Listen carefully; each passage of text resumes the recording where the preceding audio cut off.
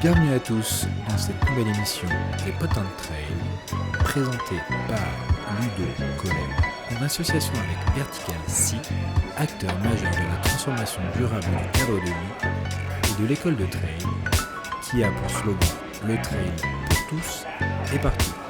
Bonne écoute. Allez, on y va! Attention tous ensemble pour se libérer un petit peu! 20 ans que je sillonne la planète trail francophone.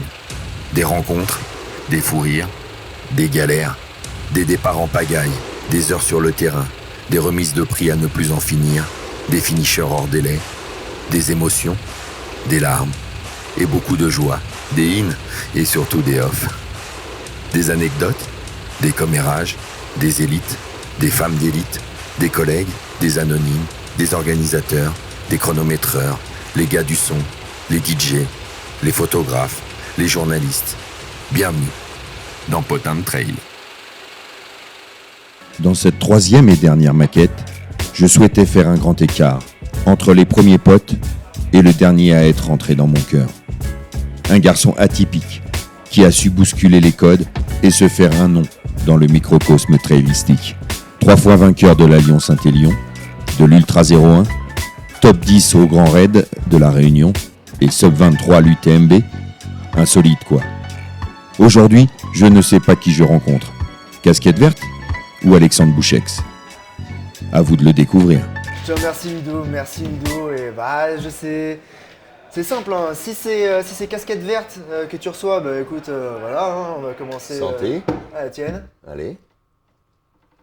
Si c'est Alexandre, on est à 2 jours de l'UTMB, donc hop, je te laisse 2 et tu te débrouilles avec ça quoi. Ok, ça me va.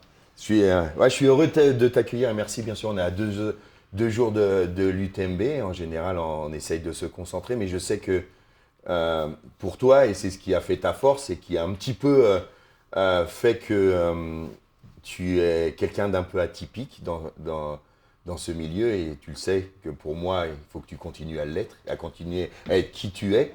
Et je savais que tu n'allais pas subir de pression avant le départ de l'UTMB et que tu allais répondre présent à mon invitation, tout simplement. Non, mais tu le sais, en fait, pour moi, courir, ça va avec la notion de liberté dès le départ. C'est-à-dire que quand j'ai commencé à courir à Paris, j'étais content de prendre mes baskets pour pouvoir aller au bout du bois de Vincennes, dans des endroits de Paris que je connaissais pas, aller découvrir des endroits que j'ai jamais fait autrement. Ne plus prendre le métro, ne plus avoir ces contraintes, pouvoir aller où je veux, quand je veux, par le simple fait de mes pieds, pas avoir de voiture, d'obligation.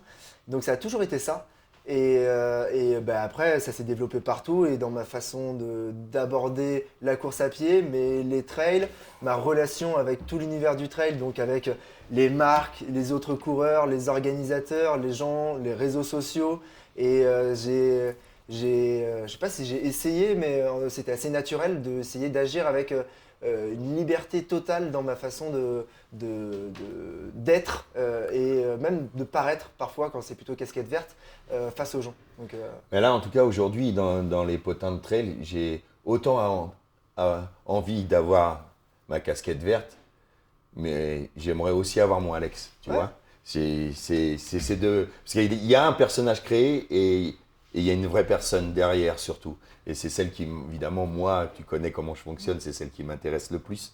Si je te dis, ça fait pas si longtemps que ça que tu cours et qu'on parle de toi, mais tu as eu une progression tellement fulgurante. C'est quoi ton meilleur ou ton moins bon souvenir, ta meilleure ou moins bonne anecdote dans ce sport?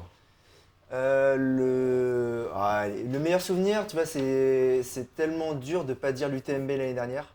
Parce que même si je ne suis pas un compétiteur à la base, je me fais ravaler par cette compétition qui doit être quelque part au fond de moi et doit être planquée dans le Xanth du Alexandre, tu vois. Et ça me chavire de temps en temps. Et je sais que ça m'a chaviré l'année dernière à partir de Champé, où je me suis réveillé et je me suis dit, allez, tu te sors les doigts et tu y vas. L'UTMB, c'est une fois tous les ans. Tu peux te faire mal une fois tous les ans, maintenant vas-y. Et je me suis sorti les doigts. Il y a que Mathieu et Kylian qui sont plus rapides que moi entre Champé et Chamonix.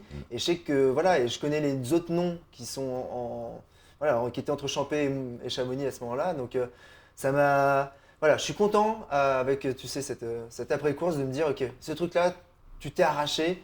Je suis allé très loin. Je suis très souvent allé très loin, mais là, je suis allé très, très, très, très loin.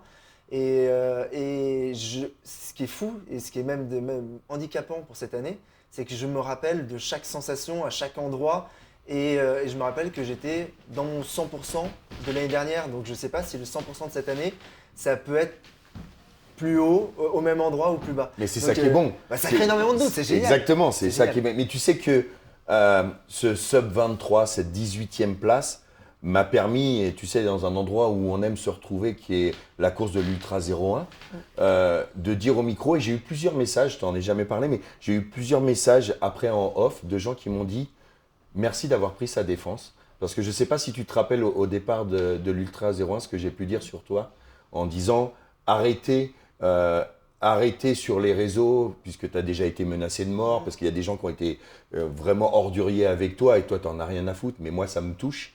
Et je leur ai dit, voilà, arrêtez, laissez-le vivre, parce que j'ai horreur qu'on soit tous des moutons, et voilà, et tu es tout sauf un mouton, sauf que pour tous ceux qui le décrient, bah, venez faire 18e à l'UTMB, et venez passer sous moins de 23 heures. Moi, ça m'a permis de dégager beaucoup de trucs. Ça m'a permis de. Après, tu as atteint une légitimité et ça justifie pas mal de choses. C'est ah oui, mais il l'a fait. Donc voilà. Mais moi, c'était trop bon parce que voilà, il faut. C'est important d'être soi-même. Moi, j'essaye de l'être depuis 20 ans. Toi, tu l'es, tu es tout jeune. Même si tu le reconnais, tu as créé un personnage qui est casquette verte. Mais quand même, tu es toi-même, même en étant casquette verte. Complètement, mais c'est un Alexandre amélioré. Enfin, tu vois, c'est un Alexandre auquel on rajoute des bras en plus, des jambes en plus. C'est un Avenger. Mais c'est un Avenger. Mais tu sais que ça, c'est un truc qui est marrant. C'est que moi, j'ai une grosse, on appelle ça une fanbase. Bien sûr, je suis. Une fanbase, je suis très fort chez les Centré, retraités, étonnamment. Et je suis aussi fort chez les enfants. En fait, pourquoi ? On a étudié ça avec mon pote Loïc, c'est dans les ultras, tu as les parents qui viennent quand ils se remettent au sport, c'est-à-dire quand les enfants sont plus en bas âge, et ils ramènent les mômes. Là, il y a d'ailleurs, juste ici, il y avait les mini UTMB. Ouais, c'est ça, sur le champ du Savoie, là, juste face à l'hôtel La Sapinière où on nous accueille à merveille.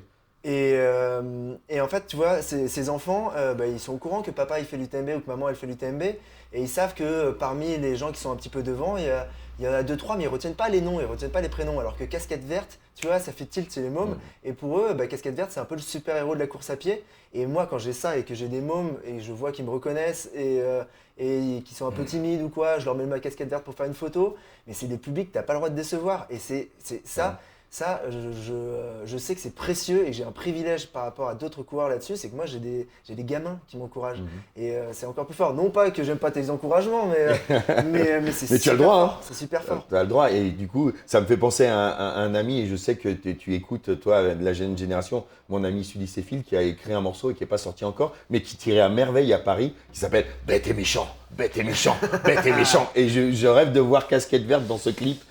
Il y a un truc qui va, je pense que ça va arriver d'ici 2-3 ans, un crossover qui va se faire entre le monde du rap et le monde du trail. Parce que jusqu'à présent… moi ça fait 20 ans. Bah ouais, non mais toi t'as fait le crossover, mais tu l'as fait en off. Ouais. C'est-à-dire que tu mettais du rap, mais tu le mettais pas trop fort, parce qu'a priori quand même, il y avait une population qui appréciait pas cette musique. Ouais. Et là, il y a une population qui apprécie à mort cette musique, qui est maintenant sur les sentiers, et ils vont avoir besoin de ça à l'arrivée. Donc il va y avoir des festoches rap et trail, c'est quasiment certain, quoi. Bah, je le souhaite en tout cas. Et puis, en parlant de ça, de festoche, on aime bien se retrouver. Tu sais, il y a une chose où je suis très très heureux, je te l'ai déjà dit, c'est que tu es arrêté de fumer ces cigarillos de merde. Là. En fait, je fumais pas que des cigarillos. Mais non, mais je fumais Ah, ça c'est un scoop ou... Non, je parle de clope. Ouais, non, des trucs comme ça, j'avais arrêté avant le bac parce que j'arrivais plus à retenir un numéro de téléphone. Mais non, je fumais beaucoup de cigarettes et en fait, ce qui se passait sur les courses, c'est que quand tu es un gros fumeur et que déjà prendre l'avion et pas fumer pendant X heures, c'est difficile. Quand tu pars sur une diagonale des fous, tu pars sur 33 heures, je crois, la première année. Putain, mais au bout de 24 heures, j'en pouvais plus et je pensais à mon paquet de clopes qui était à l'intérieur de mon sac à l'arrivée et ça me faisait aller plus vite. Et c'en est dramatique quand on est là, parce que ta motivation pour courir, ça soit ton paquet de clopes à l'arrivée. Ouais, que tu puisses l'allumer, mais moi je trouvais ça horrible d'être à côté de toi avec ça. J'arrivais et je fumais, etc. Et après, en fait, je suis tombé dans les cigarillos, c'est encore pire, c'est que j'ai voulu ralentir. Horrible. J'ai voulu ralentir comme les gens qui passent des clopes rouges au club light. Et j'en ai pris des cigarillos en me disant je vais les fumer plus lentement et je vais en fumer moins. Et au final, de 20 clopes par jour, je suis passé à 20 cigarillos par jour. Donc là, ça c'est un truc. je m'étais fixé mes 30 piges pour pouvoir y arrêter. J'ai arrêté le jour de mon anniversaire. Et je suis bien content d'avoir arrêté. Sur le plan sportif, j'ai pas l'impression que ça a changé quoi que ce soit, mais ça a changé l'humain qui est là. Et toi, genre, pas par rapport aux autres, ça je m'en fous, mais je me respecte moi-même. Et ça, c'est cool, quoi. Ne pas cracher ses poumons le soir et le matin et se dire. C'est mieux de les noyer, hein, parce que toi, je crois que tu avais O2 Max Maxi, je crois que c'est 90 millilitres de bière par kilo. Hein. Non, ça doit être ça. En fait, moi je marche pas en simple pinte, tu vois, genre là, ils sont mignons tes shots, mais. mais non.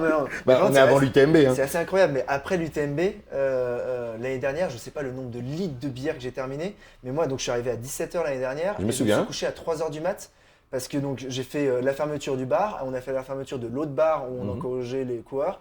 Puis après, dans un virage, il y avait des bénévoles qui avaient des Henken planqués dans un sac derrière. Je suis resté avec eux de 1 à 3 heures du mat à boire des Henken tièdes en regardant les coureurs passer. Et je pense que c'est une des fois que j'ai bu le plus de bière de ma vie. Mais l'adrénaline et la force de la course d'avant. Et la jeunesse, hein, parce qu'il y a un moment, tu verras ce que tu le payes. Ouais, je pense que je vais le payer. Ouais. Je peux t'en parler. Tu vois, ça se paye à un moment. Je sais que voilà, moi, modération, ça n'a pas été souvent mon ami. Toi, tu connais pas, tu l'as regardé dans le dico ou pas? Non, okay. J'ai sapé. Modération, ça n'a vraiment pas été. Je suis passé à côté. Et à voir, peut-être que je le paierai un jour, de la même manière que courir tous les jours 3 heures, faire un ultra par mois, je le paierai peut-être un jour. Mais pour l'instant, je vis. Donc autant en profiter. J'ai pas envie d'être en gros enterré à 31 ans et de mourir 60 ans plus tard, quoi. C'est maintenant qu'il faut vivre. Donc oui, il ne faut pas brûler non plus ses ailes, mais il faut vivre parce qu'on n'en a qu'une. Et toi comme moi, on a des proches qui ont disparu très vite ou qui ont eu des problèmes. Et ça te rappelle à chaque moment qu'il faut profiter de ces instants, quoi. Exactement, et on en profite ensemble. Et du coup, si je te disais, quelle anecdote tu as avec moi? En fait, j'en ai deux. La première, mais ça tu le sais pas, en fait, c'en est une où toi t'es pas là, mais en fait t'es avec moi, mais t'es pas là. C'est pareil, tu vois, par exemple, très souvent des courses que tu vas animer où je fais un départ un peu rapide, que ce soit l'UTMB l'année dernière ou la Diag où je pars vraiment devant pendant quelques kilomètres. Et tu sais que dans ma tête, je me dis, putain, il va t'engueuler à l'arrivée. Et il doit être en train de se dire, s'il voit les images sur l'écran, mais qu'est-ce que tu es en train de faire? Et je te vois en fait en train de te dire, il est con, mais putain, c'est bon. Et donc en fait, ça me continue à me pousser dans ma connerie. Donc je te remercie que sans être là, je t'imagine me pousser dans cette connerie. Ça, c'est la première. Et la deuxième, elle date de l'Ultra 01 de cette année. Et là, je te laisse l'introduire. Ouais, c'était assez surprenant, et je l'ai dit, c'est que il y a un moment, tu es presque résigné en étant à cette deuxième place. Et puis d'un seul coup, tu reprends de l'énergie. Et puis il y a Cécile Berdin, il me dit, ouais, mais non, mais il faut surtout qu'il gagne parce qu'il a un lave-vaisselle à changer. Ouais, en fait, c'était du coup, Cécile. C'est quoi le délire? Cécile, elle s'occupe de mon assistance et elle est forcément, tous mes proches lui envoient des messages pour lui dire comment il va, etc. On voit que sur le live trail, ça se passe pas bien. On a vu des images où il boitait. Et Cécile, elle reçoit beaucoup de messages de ma compagne. Et il y a eu un message de ma compagne qui était dis-lui juste lave-vaisselle. Ouais, parce qu'il faut dire qu'à l'Ultra 01, les places sont primées, qu'il y a pas mal d'argent à gagner. Ça, c'est tout nouveau de cette année. Ouais. Et je pense qu'en fait, ils n'ont pas assez communiqué là-dessus parce que sinon, il y aurait eu vachement plus de monde pour prendre de l'argent. Après, je pense que la date est un tout petit peu trop près de ce grand événement. C'est vrai. C'est aussi, j'en ai parlé, je pense qu'il devrait, au lieu d'être sur le 100 miles, d'être sur le 100K. Et on aurait plus de monde. Mais quand il m'a annoncé qu'il y avait 1 000 € pour le troisième, 2 000 pour le deuxième et 3 000 pour le premier, et que ça c'était hommes et femmes, exactement le même price money, je me suis dit, on va se retrouver avec un plateau de fou, ça va être génial, ça va jouer un petit peu plus, quoi. Et moi, en fait, quand il m'a annoncé ça, je me suis dit, bon, il va y avoir du monde. Après, une fois que la liste de départ est arrivée, tu vois que tes favoris, tu dis, allez, maintenant, il faut que j'aille chercher un petit peu cet argent parce que pour une fois qu'il y a un price money, j'ai jamais rien gagné. Moi, j'ai gagné des saucissons, des bouteilles de vin, de la bière, c'est très bien, je m'en suis régalé. Comme ça, ouais. C'est nickel, hein. Mais j'ai jamais participé à une course où je pouvais être devant et qu'il y avait un price money. Donc j'avais en tête ce 3 000 € dans la tête parce que je l'avais budgétisé pour quelque chose dans ma tête de bien précis, quoi. Et ma copine, elle avait budgétisé a priori pour autre chose. Elle l'avait budgétisé pour… Voilà, et du coup, je te l'ai déjà dit, hein, mais c'est incroyable. Hein. ton visage comme il a changé. Quand il y a un moment, tu t'es dit, parce que tu avais évidemment une cheville en vrac, et que tu t'es dit, non, il faut que j'aille chercher le lave-vaisselle, et que tu as redémarré, et c'est un peu comme tu as fait sur la fin de l'UTMB, quoi. Tu fais un final qui est très très costaud, qui te permet de doubler Sébastien. Moi, je pensais que, au vu de ce que tu m'avais dit au début, Sébastien allait gagner la course. C'est un grand bonhomme et quelqu'un que tu apprécies énormément, donc ça ne te dérangeait pas d'arriver deuxième. Mais du coup, je m'étais dit, ouais, mais même deuxième, parce que à 3 000 € première place, ça fait quand même un sacré beau lave-vaisselle. Bah oui, tu vois, là je me disais, attends, c'est de ma gueule, c'est pas possible. Tu peux pas dire, faire passer le message à ton copain qui est en pleine course, qui est pas bien, qui est au fond du trou, tu peux pas lui dire, bon, bouge-toi un petit peu là, parce qu'on a un lave-vaisselle à acheter, mon grand. Et, et en fait, sur le moment, j'ai pas trop compris ce message, et après, en fait, j'ai compris que c'était purement de l'humour et je le voyais. Voilà, c'était une espèce d'intervention divine de l'extérieur de ma copine qui me disait non mais voilà. Et tu vas en parler ou est là pas? pour- ouais. Comment tu l'as switché ce moi, 3 000 €? Voilà. S'y attendais ou pas? Tu as acheté ce lave-vaisselle? Tu veux qu'on en parle ou pas? Bah, bien sûr, on peut en parler. Et en fait, ce qu'il y a eu par la suite, c'était que elle avait budgétisé dans sa tête le lave-vaisselle, mais moi, le lave-vaisselle, c'était pas ça du tout dans ma tête. Dans ma tête, en fait, c'était pour un événement que elle n'était pas au courant, c'est-à-dire une demande au mariage. Et T'es en train de me mettre les frissons. Et tu la connais. Et, Ouais. Oui, je la connais. Et en fait, moi, depuis le départ de la course, je savais que en fait, tu vois, l'ultra, ça me coûte très très cher. Et même avec les sponsors, ça ne me paye pas entièrement ma saison. Et je vis pas mal, mais disons que Ouais, tu fais attention. Je fais attention. Et donc, une demande au mariage, c'est un budget. On peut faire des demandes au mariage plus ou moins simples, mais moi, je voulais quelque chose. Et ça faisait, voilà, la victoire de cette course devait me permettre de pouvoir faire ça. Donc, il y avait un supplément d'âme qui était en train de se créer. Et donc, elle, quand elle m'a dit va chercher le lave-vaisselle, c'était un peu comme si elle me disait déjà oui. Ouais, tu mais vois, sans d'une le certaine savoir, manière, mais ouais. sans le savoir. C'est ça qui t'a donné cette force, hein, cette rage. Et derrière, c'était, allez, tu vas le chercher, le diamant en plus, ou la dorure, ou la Ouais. gravure en plus, tu vas la chercher. Et c'est une source de motivation. C'est dommage qu'on fasse qu'une seule demande au mariage dans sa vie. Enfin, je te le souhaite. Oui, mais c'est certain, c'est certain. Je te le souhaite. C'est dommage qu'on fasse une seule demande au mariage dans sa vie. Moi, voilà, c'était celle-ci. Et, Elle est parce faite que- Elle est faite. Et donc, elle est faite. Et pour la petite histoire aussi, le lave-vaisselle, on l'a changé. On a fait les deux. On a fait la demande de mariage et le lave-vaisselle. Et voilà. Et donc maintenant, il faut que je trouve d'autres sources de motivation pour l'UTMB. Il va falloir que je trouve un autre truc. Je vais t'en trouver si c'est ça qu'il te faut. Ouais, moi j'ai des petites idées aussi. Ouais, J'ai parce des que là, petites idées. tu peux aller chercher le titre, hein, tu payeras le mariage.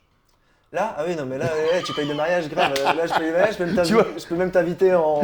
Ouais. Mais tu sais, c'est aussi pour ça que tu es dans Pot 1 de trail, Pot 1 de trail, parce que voilà, c'est ce que j'aime, c'est qu'on a la face qu'on voit de l'iceberg, mais la face cachée, c'est que tu m'as écrit pour me dire, Ludo, elle a dit oui. Ouais. Et ça, tu peux pas savoir le plaisir que ça m'a fait parce que j'étais dans la même chambre que toi. Je savais où tu voulais aller après cette victoire et que c'était pas qu'une question de lave-vaisselle. Et moi, ça m'a touché, toi, de cette confiance et que tu m'envoies cette photo de vous deux au moment où elle dit oui. Et j'ai dit, ouais, ce mec-là, déjà tu m'as touché ce week-end-là avec une chose toute con. Quand je suis arrivé dans la chambre, tu vois, tu avais fait un petit papier. Ludo, je t'ai laissé le grand lit. Passe une très bonne nuit. C'est con, hein, mais je l'ai toujours. Mais c'est des petites attentions. Le comme ça. papier, il n'est pas parti à la poubelle. Il est avec moi. Il est dans mon musée, puisque j'ai un musée dans les Landes où je remets tout ce que j'ai pu, tout ce que je peux avoir de ce sport et tout ce que j'aime. Et ton papier, je l'ai gardé avec moi. J'aurais dû l'amener d'ailleurs pour Potin de Trail. Et voilà, je te remercie de cette confiance-là. Et pour moi, tu es depuis quelques années une vraie belle découverte. Et surtout, continue à être qui tu es, tout simplement. Même si tu sais que moi, et je te l'ai déjà dit, en tant que coach, j'aime pas trop quand tu cours blessé. Mais reste qui tu es, reste Alexandre Bouchex, reste casquette verte, parce que tu nous as amené un élan de fraîcheur qui fait vraiment du bien à ce sport et qui doit rester comme ça. Et donc, je te souhaite un très très bel UTMB.